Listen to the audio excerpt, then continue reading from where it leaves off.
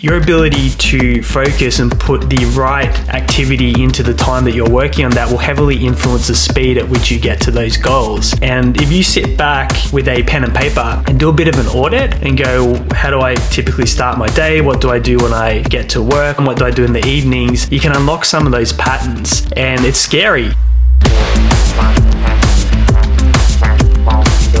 I find it really hard to maintain focus in the age that we live in. We've got great technology, AI, getting so much more done in such a shorter window of time, but then we have these devices that are filled with apps, and each one of them wants our screen time, and they use vibrations, ping noises, notifications to constantly steal our focus and that attention and move it off what we were supposed to be doing that will move the needle. And upon reflection, I look at how many times in the course of a week I'll allow these interruptions that'll take me off track, and then once I get back on track, there's this reset period and I'll lose all this momentum that I could have gained if I had have put airplane mode on, batched, blocked out my calendar. And that's really the message that I want to share in today's episode. How can you get really intentional and structure your weeks? I heard Andrew Huberman say that structure or even discipline is freedom, and I understand why he's saying that, because if you have structure and you map out your weeks, you get the things done that need to get done. If you don't, you're at the mercy of other people's agendas, other notifications, and that's not necessarily freedom. And he mentioned that we're trained like dogs almost to seek these dopamine hits, and we get them through these notifications and through these pings, and we train ourselves to behave in certain ways. So if you step back and reflect your average day, there'll be certain times of the day where you tend to do certain patterns. You'll be in certain parts of the house and you'll have certain go-tos with your devices. And I've noticed that for me, I've trained myself in certain situations to go to my phone and to scroll on social media and to waste that time. And what I've worked out moving forward is if I want to be more impactful and I want to accelerate outcomes faster, I need to unlearn that and retrain new patterns, particularly in my brain. When it comes to content creation and marketing, which I believe is really, really important for the future of anyone in business, one of the reasons we've been able to help our clients with the focus, getting their content done, is the 30 days in 30 minutes system, because they've got this dedicated window they show up to once a month, no distractions. They have the interview that gets recorded, then it gets repurposed into all their content. So that's a great example of how we're able to achieve a lot in a short period of time by zeroing in on focus. And there's many areas of your life, just like me, no doubt, that you have goals in, and your ability to focus and put the right activity into the time that you're working on that will heavily influence the speed at which you get to those goals. And if you sit back with a pen and paper and do a bit of an audit and go, how do I typically start my day? What do I do when I get to work or start my work time? What do I do in the evenings? You can unlock some of those patterns, and it's scary. It was certainly scary when I had a look at how I show up. And one of the first things that I'm doing now that was having an impact on particularly the way my day started was going straight to my device, looking at emails. So there would be inbound that might have come in, whether that's from a client, a prospect, whatever, that would then immediately steal my focus for the start of the day. And then I'm off on the rabbit hole or down the rabbit hole already. However, if I can resist the urge and the temptation to go to my device for the first couple of hours of the day when it really isn't that important to have access to it, and I can have planned the night before going, this is what I'm working on in the first couple of hours, and this is what the outcomes, what I'm doing, and I can put all my focus into that, I can guarantee myself that I'll achieve more in those 2 hours in terms of moving towards my bigger picture goals than what I achieve when I enable myself to look at my phone first thing in the day, because it will take me down a potential path that I wasn't intending on going down and going to a spot fire that's really not that important in terms of moving the needle, as opposed to working on that big picture, vision, mission, goal. And the difference between, I believe, people that create these empires and they achieve things that a lot of us can only ever dream of is, one, their own ability to focus and commit and go all all in and put their attention on what truly is important and matters, but then also to build teams of people and technology that can accelerate that, and they can let go of what's not important, what they don't need to be doing, so they just stay in the lane where they have the biggest impact on accelerating towards that vision. So the takeaway from today's podcast episode be to really think about your focus. How often on a daily basis does a notification derail what you're working on? And what can you put in place that can help zero in that focus on what needs to be done? Do you need to go through and plan out each week and go, this is when I block out my time to work on my fitness or my health? It's at these times, so there's a dedicated window for focus. This is family time where I don't allow any interruptions or intrusions. This is my work time. And then what fits into those work windows? Ideally, what's going to move you closer to achieving the business mission and the vision that you have, working on what's truly important and not what appears to be urgent but isn't going to ultimately impact your ability to achieve that vision or mission at the end of the day, or something that you can automate, delegate, or outsource. It was just a seed I wanted to plant because it was upon my own self-reflection, realizing how many times I dropped the ball, get derailed, get off track, get off course, come back, and then